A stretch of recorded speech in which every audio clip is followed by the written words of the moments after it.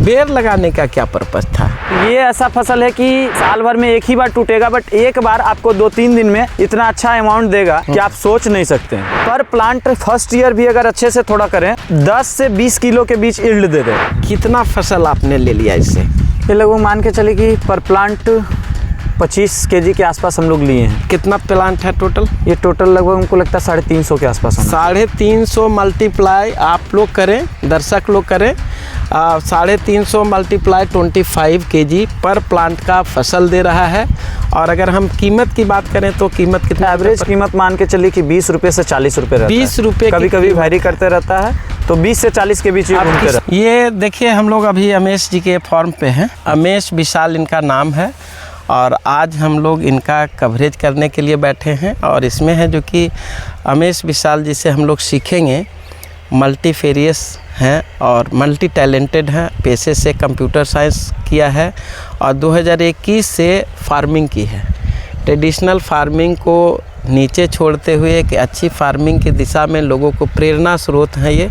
और इनसे सारे किसान भाइयों को सोचना चाहिए कि इस तरह से खेती करके ट्रेडिशनल खेती को करते रहें, लेकिन कुछ प्रयोग के तौर पर इनके साथ जुड़ें और इस तरह के खेती करके लाखों कमाई कर सकते हैं और अपने बच्चे का भविष्य या अपना भविष्य को सुदृढ़ कर सकते हैं। तो ये हम देख रहे हैं इधर से, अमेश जी से जानते हैं कि ये बेर है और बेर हम अंदर घुसे थे तो उसमें काफ़ी सारे बेर अभी तैयार भी है। बेर लगाने का क्या पर्पस था, कैसे आइडिया आया? सबसे पहले तो किकी की पूरी टीम को धन्यवाद और आपको स्पेशल धन्यवाद कि आपने मतलब इतना समय निकाल के और हमारे फार्म पे आए और विज़िट किए। और मैं उतना तो नहीं जानकार हूँ कि मैं दूसरे को बता सकूँ, बट जितना मैं प्रयोग किया हूँ यहाँ पे मैं अपना एक्सपीरियंस लोगों के साथ साझा कर रहा हूँ। तो बैर के बारे में आपने पूछा तो मैं सबसे पहले बैर के बारे में बताता हूँ कि बैर एक ऐसा फसल है ना जो कि कम फर्टिगेशन, कम मैन पावर, मतलब इसको कम ध्यान देते हुए भी ये क्रॉप अच्छा यील्ड किसान को देके चला जाएगा। और ये ऐसा फसल है कि आपको मान के चलिए कि साल भर में एक ही बार टूटेगा, बट एक बार आपको 2-3 दिन में इतना अच्छा अमाउंट देगा कि आप सोच नहीं सकते हैं। ये 1 एकड़ में लगभग मान के चलिए 350 से 500 प्लांट लगता है और पर प्लांट फर्स्ट ईयर भी अगर अच्छे से थोड़ा करें तो 10 से 20 किलो के बीच यील्ड दे देगा और सेकेंड थर्ड ईयर से ही लगभग 35-40 किलो यील्ड पर प्लांट देगा। और आपको सरस्वती पूजा, पुनिया और मैं बिहार का रीजन का बता रहा हूँ, पुनिया में ये 3 टाइम में मोटा मोटी शिवरात्रि, तीनों टाइम मिलाकर ये प्रॉपर हार्वेस्टिंग हो जाता है। हम लोग तो सरस्वती पूजा में ही ऑलमोस्ट ख़त्म कर दिए क्योंकि हम लोग का अच्छा रेट मिल रहा था, हम लोग को लगा कि निकाल लिया जाए। इस बार थोड़ा फ्रूटिंग कम आया था एज कम्पेयर टू हर साल। ये 2 साल का आपका प्लांट है, दूसरा हार्वेस्टिंग हम लोग इससे कर रहे हैं। ओके।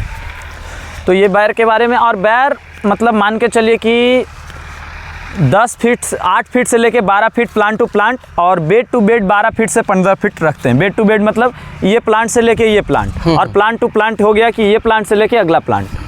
तो ये दूरी हम लोग मेंटेन करते हैं बैर में।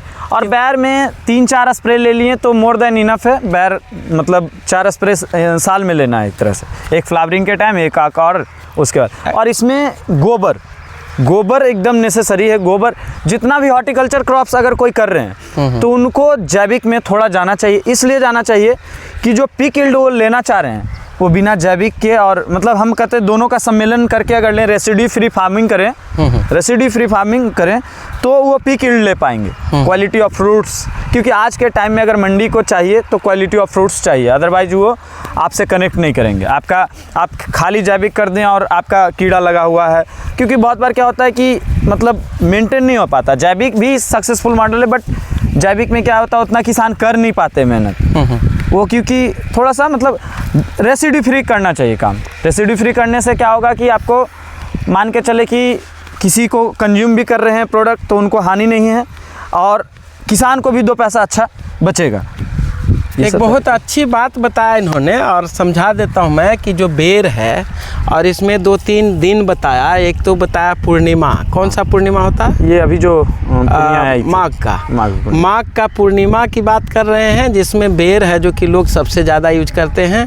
और बिहार का एक कल्चर है सरस्वती पूजा, बसंत पंचमी, जिसके अंदर है जो कि लोग प्रसादी के रूप में नौजवान छात्र लोग या जो भी पूजा करते हैं तो बेर की प्रसादी बहुत ज़रूरी है।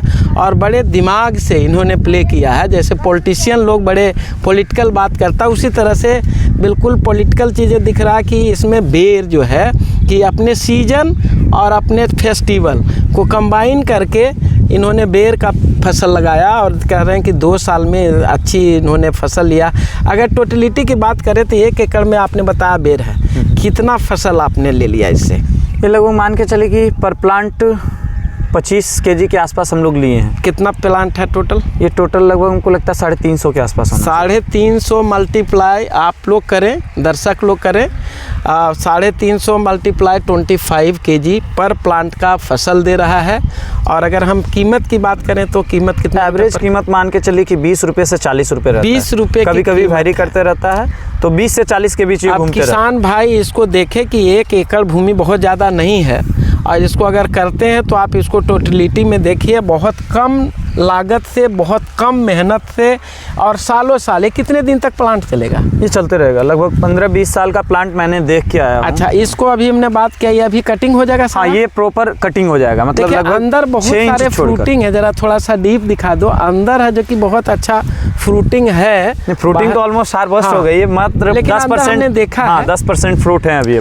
तो अभी भी है इसमें लगा हुआ। और ये कोई फेस्टिवल आने वाला है, शिवरात्रि, महाशिवरात्रि के दिन ये जो बचा उचा है 10-15% जो नहीं सारा चला जाएगा। हाँ, वो चला जाएगा। अब हम लोग है जो कि दूसरा हम लोग का आगे इधर अमरूद है, गुआभा, जिसमें ये अभी तक हमने बेर का तो जूस नहीं देखा है, लेकिन अमरूद जूस बनाने का काम में आता है। और मैं तो यही कहूँगा कि इसी जगह पे कुछ ऐसे प्रोड्यूसिंग यूनिट लगे जिससे प्रोडक्शन हो। कई बार फसलें ख़राब हो जाती है, टमाटर की फसल हो, बैंगन की फसल हो या अन्य फसलें, किसान को इनकम नहीं मिलने के बाद गुस्से में कई बार मैंने देखा नदी नाले में बहाते हैं। बिल्कुल। तो ऐसा ना करना पड़े, इसलिए मैं सरकार से भी दरख्वास्त करूंगा, सेंट्रल गवर्नमेंट से दरख्वास्त करूंगा कि ऐसे किसान को उत्प्रेरक के रूप में प्रेरणा स्रोत बन करके छोटे छोटे किसान और बना करके यहाँ पे कोल्ड चेन बनाने की बात करेंगे हम लोग, जिससे कि इनके फसल को नष्ट ना हो।